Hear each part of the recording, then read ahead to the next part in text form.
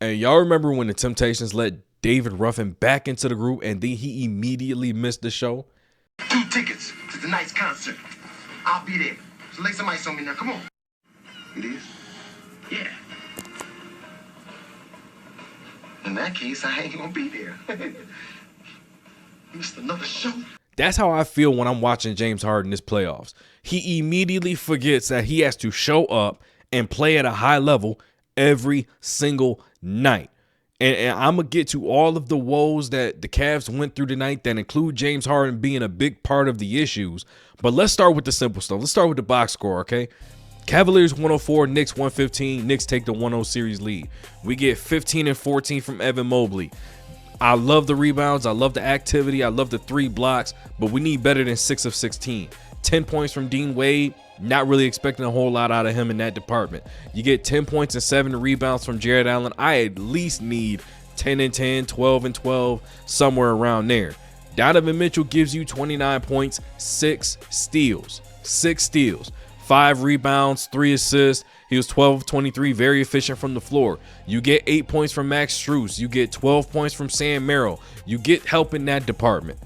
I'm going to need something from James Harden more than 15 points, 6 turnovers to 5 field goals, 1 of 8 from the 3-point line. I'm going to need more than that. He only had 3 assists tonight. Now, let's talk about the New York Knicks side because, like I said, they had to get this one out of the mud. 13 points from OG Anunoby. Struggled coming back from injury. Cool, I understand. You get 13 points, 7 rebounds, 4 assists from Josh Hart. Typical day at the office. You get 13 points. I'm going to need a little bit more from Cat in that department, but 13 rebounds, 5 assists, I'll take that. But the 7 turnovers, my goodness, we can do without that, all right? And we won't even get into the fact that last night we watched Wemby dominate smaller matchups, and Karl Anthony Towns can't even put the ball on the floor from the pinch post to the block.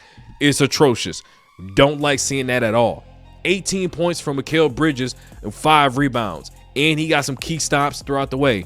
That's what we want to see out of him. Being a defensive stopper, giving you 18 points, being efficient, love to see it. Then Jalen Brunson came alive in the 4th quarter. He did the thing that he's paid to do. Clutch. All right, there's nothing you can complain about or anything like that. Clutch. Dominated the 4th quarter. 38 points, 6 assists, 5 rebounds, 3 steals, only 3 turnovers, 15 to 29. He did his job at a high level tonight. Now, this is no joke. Everything that happened in the last 8 minutes of the game involving James Harden. Okay, straight from the play-by-play. 93 to 71, Brunson versus Harden. Brunson scores. 93-73. Brunson does not score, but Shamet still gets the 3-point make. 93 to 76. Brunson versus Harden again. Blow by, assist. 93 to 78 is the score. Brunson versus Wade. They think he's trying to get Harden, but he rejects the screen. Layup, 2 points. 94 to 80. Brunson guarded by Harden. 2 points. 94-82. Brunson guarded by Harden. 2 points. 94-84. Brunson guarded by Harden. 2 points. 94-86. Brunson guarded by Harden. Step back, 3 points. Mobley finally knocks down the 3 to end the run. Now it's 97-89. It took all the way up until this point for them to make a single adjustment. The adjustment was basically, Harden, you're not guarding on ball anymore. You're just going to be roaming around, trapping the ball.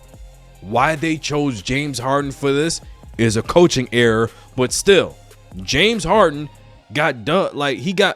They went to work on him. Brunson put him on an island the same way he used to do to people in the regular season, and he got worked the entire 4th quarter. 99 to 96 is the score. Brunson gets an assist to Bridges. Harden loses tracks of him, knocks down the 3 in the corner. Now it's 1-on-1, 99. Harden gets a tough bucket. Clutch, right? 4th quarter, big time bucket. They have a 2-point lead. Then they come down 101 to 99, and Harden gets back on the Brunson. How this happens, I have no idea. Brunson scores anyway. Now, the last play of the game is mind-boggling. Mitchell is clearly telling Harden to get out of the way. Harden doesn't listen. He brings the best defender on the team into the action, only to give the ball up to Sam Merrill for the final shot. What are we doing? What are we doing? And this was the entire fourth quarter. Things that didn't make sense. So you look at one side, defensively, he is an absolute cone.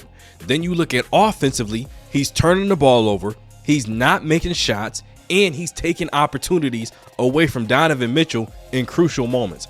He was 1 of 7 in the fourth quarter in overtime. Donovan Mitchell was 1 of 6. Then you also got to factor in he has more turnovers once again than field goals made. They were outscored 44-8 in the final 13 minutes of the game. And then you talk about making adjustments. Max Strus played the first 4 minutes of the fourth, sat all the way up until the final 2 minutes of overtime.